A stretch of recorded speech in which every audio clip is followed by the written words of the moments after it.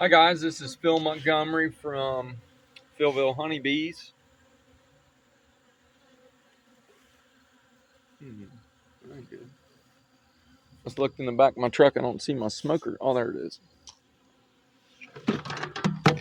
Here's something that I've learned. I get this off Man Lake. I think it's called a morning mist. It's awesome.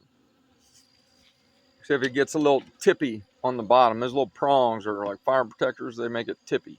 Not a very strong base. But check this out. What I do, I have 45 hives right now. And a great way I have learned to feed honeybees is in these 2.5 gallon buckets. They're not too heavy.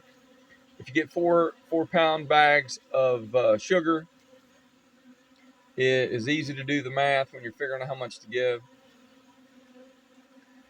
This is a neat thing that I do. It helps to keep down robbing. What you do when you're done with your feeding, leave the bucket open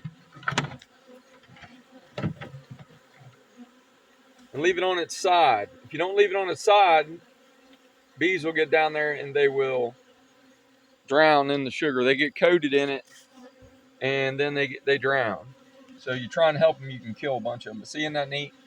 That used to have sugar water in it, probably 1.5 to 1, and now they're down to working. But look how all the bees are real dark. Can you see that real good?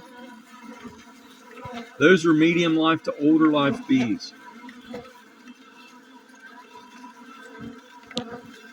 You'll always see a bunch of real dark bees doing this. I think the desire for them to get something for the hive gets stronger and stronger as they get closer to being at the end of their lifespan. They love to duke it out too. Like, see here, see how they're in there, they're in a ball fighting to get underneath there. There's something in there. They just love to duke it out, man. Wherever there's 10 of them, there wants to be 30 more. And saying, what do you look for? What do you look for? I mean, they're aggressive when it comes to getting food. It's funny, you start off fooling with bees. You got your armor on, you got your leather gloves overlapping your bee suit with your veil and your coat and maybe a full body suit. After you do it for so long, I haven't done it so long, but I've done it so much, and it gets stinking hot. In Ohio, it gets hot, it gets over 90 degrees. You just wear less and less stuff, and you get more comfortable with them, understanding what they're doing. I have learned that bees have one thought at a time. Right now, their thought is collect this honey. They're almost in a robbing frenzy. You can hear that sound, that's robbing sound. Robbing bees has a sound to its own. It's really, it's real high pitch. I may look funny doing that, but in beekeeping, bees will transfer their thoughts to you by sound. And when you learn what the different sounds are, you can react to that.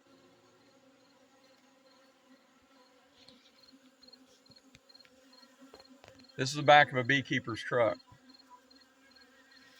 There is a medium super, homemade, made out of 1x. Here is a shim, of course, 5 gallon. That 5 gallon there has sugar water in it. The one underneath there has got sugar water in it. There is a homemade lid with 4 holes. And 3 of those holes, or well, just one of those, 3 of those is open. One of those has a screen. One of the things I learned this off a guy in Kentucky on the internet. You can put those screens over top of the hole and put your jar down in there. But if it's more than a 1/2 inch, the jar won't touch the screen. And if it don't drip out, then the bees can't get it because they can't reach it. You can't use 3/4 inch 1x or plywood because then it'll have to drip. They can't suck it out of the bottle. You want them to suck it out of the bottle. Here is right there is a distilled water, and it's probably tap water, and Dawn dishwashing liquid for my mite checks. Only did 1 yesterday. Should have done 2.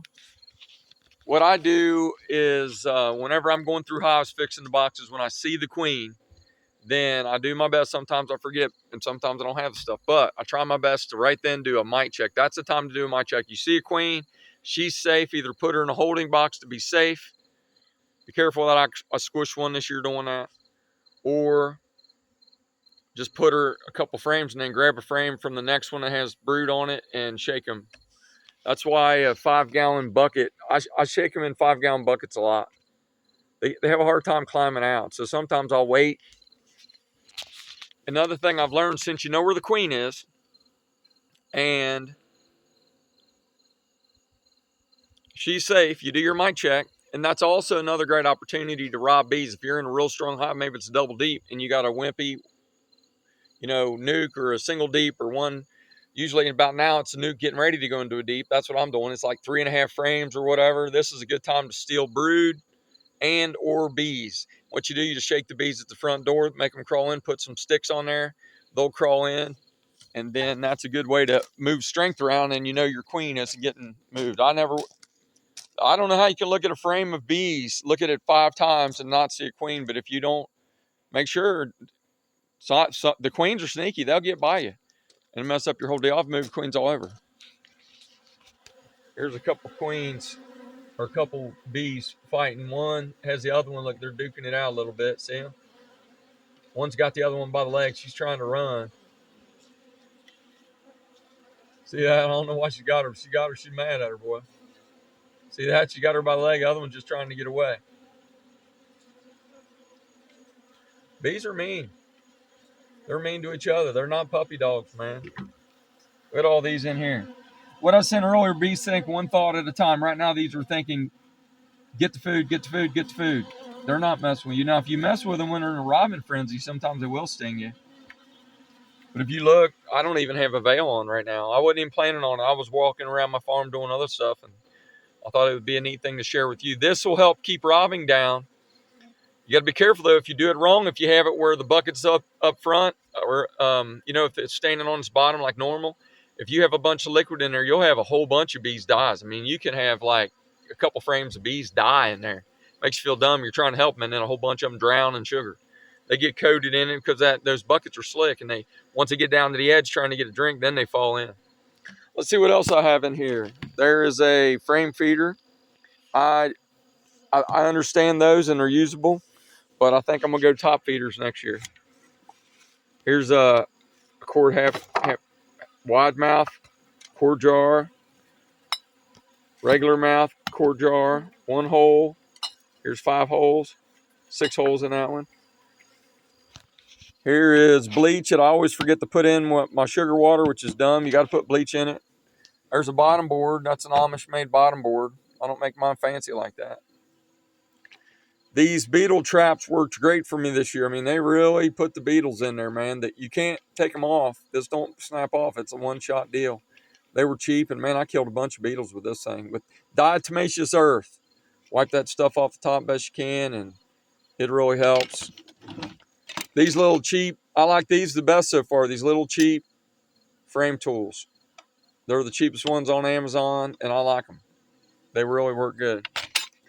These pens work really good. This is a garden marker. That's off Amazon. I've also learned when you've used it up, keep the lid, because you'll have one when you're out there working. And if you always have one of these in your bee jacket or in your pants, because you can write down what you're doing on the top of the box. Then when it runs out and it gets wet and gets ruined, then you go ahead and you take the lid. Keep the lid, because then when you're out working, you'll lose one. I haven't done that correctly this year. I end up with pens with no lids. See what else I got? Gloves that I wear when the bees get mad. Extra lids so I can change. This one don't even have a hole in it. This right here, an Amishman gave me when I bought a whole bunch of equipment. I think I bought a couple grand worth of equipment.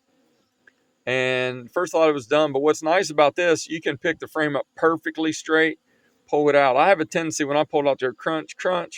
I crunch bees on either side. I hear them, and that's not good. I got to get better at that. I need to get better at that. This is a good tool. It's a bee brush. Sometimes you don't want to shake the bees off. I'll tell you, I had something happen yesterday. I turned over a frame, was looking for a queen, turned it over, and the daggone queen fell off. Lucky for me, I watched her, and she fell off into the grass. And I had to fight to grab her. She tried to fly away. So I grabbed her, and then I mark all mine by hand.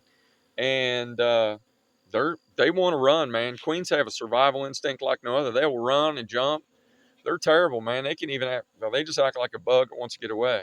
It's amazing. Well, I hope these tips have helped you some. I think this is called a morning mist. It's a Mann Lake morning mist.